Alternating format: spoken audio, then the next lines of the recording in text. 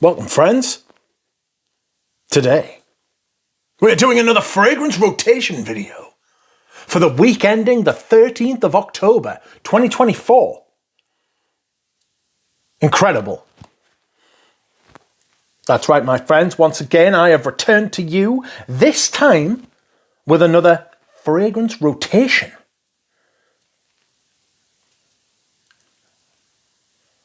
This week has been an interesting one.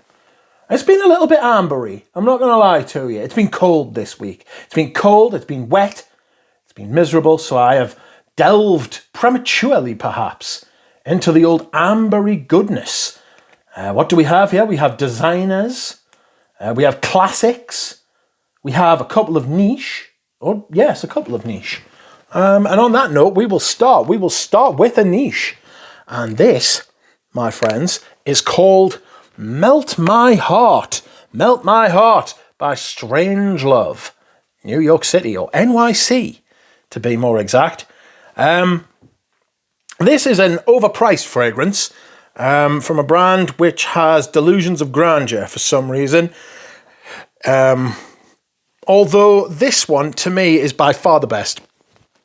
The rest of them, especially one of them, Silence the Sea, should just, ironically, just be silent and stay silent.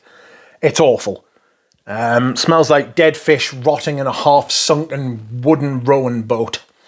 It's so bad. Oh, it's so bad. Executed perfectly, brilliantly brought to life by Christophe Lord-Miel. His technical excellence was on show for all to see. But absolutely woeful. Just an absolutely shocking smell. This, on the other hand, is absolutely beautiful and fantastic. It is an iris chocolate oud sandalwood musk thing. Gives a musky vibe. Whether it's got musk in it, it almost certainly has, you know. But to me, after about 3 to 4 hours, this just smells like slightly salty, slightly sweet, human skin that is very attractive, you know. It's got a little bit of everything, and it's definitely the most appealing of the lot.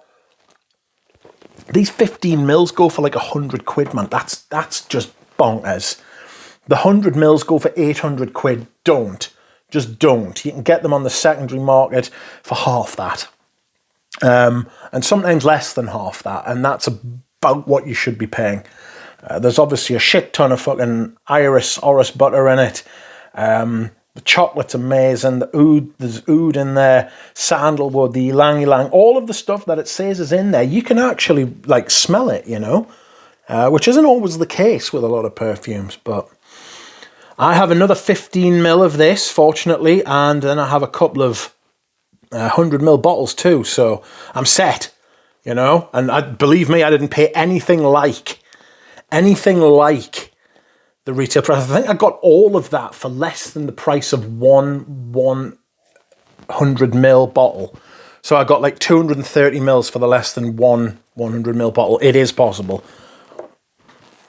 Presentation's awful for such a fucking outrageously overpriced brand. Just look at the state of that. It's just a lid off the shelf, you know. There's nothing wrong with that if you're a start out brand, or if you're a small brand, or even if you're just generally like at a different price point. But fuck, that is outrageous behavior. Anyway, less of that. On Tuesday, I wore something completely different because it was fucking pouring down, and I'd be surprised if you haven't already guessed what it is. This is For Him by Narciso Rodriguez. This is one of the best designer fragrances of the century, in my opinion. This is when Coeur de Jean knew his arse from his elbow. And it's been a while since we've been able to say that, friends. Of course, this fragrance has been discontinued because it's far too interesting to be a fucking good seller, you know.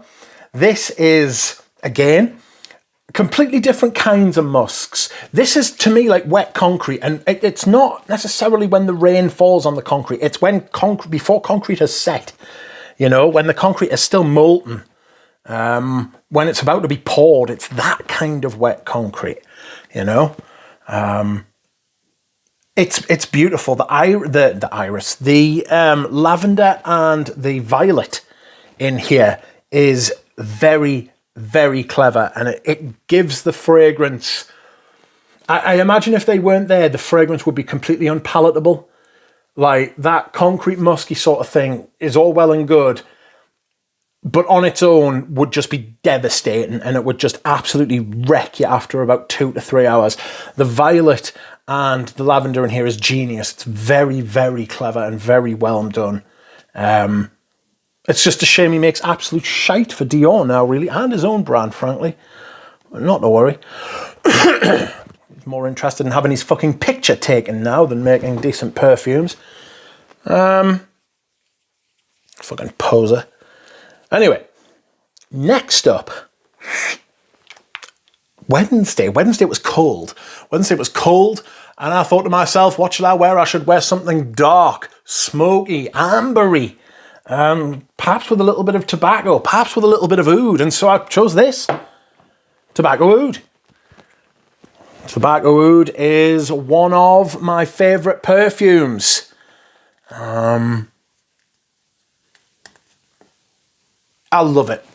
It's got that slightly boozy whiskey thing going on at the top, and then it's got that tobacco amber incense. There's a slight sourness from the tobacco, which just balances it against the whiskey and against the other sweet stuff that's in there. It's gorgeous. This is one of the very best from the private collection, and it's a high bar, even though most of the stuff they've released in that collection's been shocking for a while. This is one of the very finest. A brilliant perfume. I've reviewed it. Don't know. Might review it again. You never know. I probably won't. Actually, I might. I don't know. Again, I don't know. We'll see. Okay. Thursday, I wore something I haven't worn for a long time. How interesting. And I absolutely fucking loved it. And this is M7 Oud Absolute. How intriguing. Look at the dent I have put in that. That is massively dented. Also, the Tobacco Oud is massively dented too. I actually wear my perfumes, which is more than I can say for a lot of my my peers who do this kind of thing. You know? There's also a massive dent in that Melt My Heart. You can't see how much is left in the Narciso Rodriguez because they're being awkward, but not to worry. M7, again, this was a Tom Ford release while he was at YSL, and this is what gave him a reputation of making great fragrances, stuff like this. It wasn't very popular. It lasted for about 3 or 4 years, around that kind of mark, and then it was discontinued. Then they brought it back in these bottles. I've got the vintage. I'm going to be honest with you, there's not a massive amount of difference between this and the vintage one, you know. I got a couple of vintage ones because I got really good prices on them, and I actually had it when I was 17. I had the vintage one when I was 17, used it, right, and then moved on, circled back round to it about 10 years later, and decided that I wanted it. Plus, I collect vintages. Do you know what I mean? I'm just like that. Oud, myrrh. Is it rum? Is that like... No, it's not rum. There's a slight booziness in it. It's Pachuli Mandarin, of course.